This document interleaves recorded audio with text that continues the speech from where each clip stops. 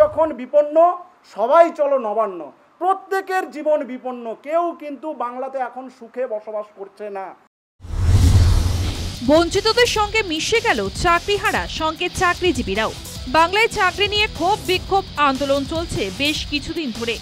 দীর্ঘদিন ধরে চাকরির পরীক্ষা হয় না, পরীক্ষা হলে তার ফল প্রকাশ হয় না, ফল প্রকাশ হলে দেখা যায় সেখানে অযোগ্যরা টাকার বিনিময়ে চাকরি পান, বঞ্চিত থেকে যান যোগ্যরাই। নানা অংশের মানুষ পৃথকভাবে বিক্ষোভ দেখাচ্ছিলেন দীর্ঘদিন ধরেই। ধর্মতলায় বিভিন্ন ব্যানারে দিনের পর দিন রোদ জল ঝড় উপেক্ষা করে চলেছে আন্দোলন।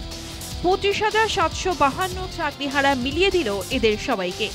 শনিবার আত্মপ্রকাশ করল নতুন সংগঠন পশ্চিমবঙ্গ বঞ্চিত চাকরি প্রার্থী চাকরিজীবী চাকরিহারা ঐক্য মঞ্চ। সবাইকে আহ্বান জানানো হলো মঞ্চে যোগ দিতে। সুপ্রিম কোর্টের রায়ের পরেই মুখ্যমন্ত্রী সাংবাদিক বৈঠক করে পাশে থাকার বার্তা দিয়েছিলেন। তারপর থেকেই শাসক দল প্রচার করছিল মানবিক মুখ্যমন্ত্রী। শনিবার সেই প্রচারে তুমুল বিরোধিতা করে মুখ্যমন্ত্রীর কাজে হতাশা প্রকাশ করল নতুন সংগঠন। আমরা যে আশা নিয়ে আমরা মুখ্যমন্ত্রীকে বসিয়েছিলাম, সেই আশা নিরাশা করে দিয়েছে।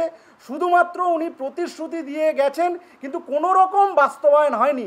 আজকে আমরা চোখের সামনে দেখছি যে সরকারি চাকুরি মানে কি, আমাদের জীবনযাত্রা, আমাদের নিজেদের যোগ্যতায়, নিজেদের মেধার ভিত্তিতে যে চাকরিটা পেয়েছিলাম বা যারা পেয়েছিল সেই চাকরিটাও চলে গেল। জানি বেসরকারি ক্ষেত্রে কোনো সুরক্ষা থাকে না, এখন দেখছি সরকারি ক্ষেত্রেও কোনো চাকুরির সুরক্ষা নেই। মুখ্যমন্ত্রী নেতাজি ইন্ডোর স্টেডিয়ামে বৈঠকের কথা বলেছিলেন সাংবাদিক বৈঠকে।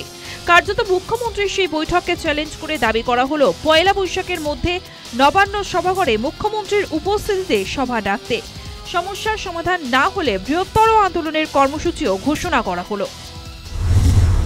পয়লা বৈশাখ অর্থাৎ 15 এপ্রিলের মধ্যে মাননীয় মুখ্যমন্ত্রী যতজন এই বঞ্চিত কর্মপ্রার্থী আমরা যারা আছি বা চাকরিহারাও আছেন আমাদের মধ্যে, তারাও হয়তো প্রতিনিধিত্ব করবেন, সমস্ত মঞ্চের প্রতিনিধিদের নিয়ে তিনি নবান্নের সভাঘরে বৈঠক করুন, আমাদের বার্তা শুনুন, আমাদের যন্ত্রণার কথা শুনুন। এই যতক্ষণ পর্যন্ত এই সুষ্ঠু সমাধান না হচ্ছে আমরা এই জায়গা থেকে পিছপা হব না। পয়লা বৈশাখের মধ্যে সমস্যার সমাধান না হলে 21 এপ্রিল নবান্ন অভিযানের ডাক দেওয়া হয়েছে। সেই অভিযানে সামিল হতে আহ্বান জানানো হলো সমস্ত পক্ষকে।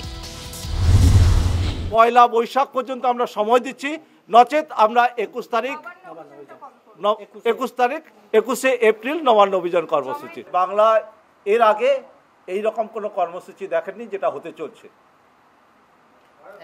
এক বৃহত্তর কর্মসূচি যেখানে লাখো লাখো মানুষের বা বঞ্চিত কর্মপ্রার্থীদের এবং শুধু তাদের পরিবারও হয়তো উপস্থিত হবে, এবং সেটা নবান্ন ঘেরাও অভিযানও হবে। যতক্ষণ পর্যন্ত সেখান থেকে আমরা সুষ্ঠু বার্তা না পাচ্ছি, দরকার হলে এই ধর্ণা কর্মসূচি হবে, এবং দরকার হলে আমরা এই মুখ্যমন্ত্রীর পদত্যাগও চাইব। এতদিন বঞ্চিত চাকরি প্রার্থী এবং চাকরিজীবীদের মধ্যে কোথাও একটা অদৃশ্য প্রতিযোগিতা ছিল। শনিবার বোধ হয় মুছে গেল তা। ঐক্যমঞ্চে সমবেত হলো সবাই। এবার কি পশ্চিমবঙ্গের রাজনীতি নতুন খাতে বইতে চলেছে? News time.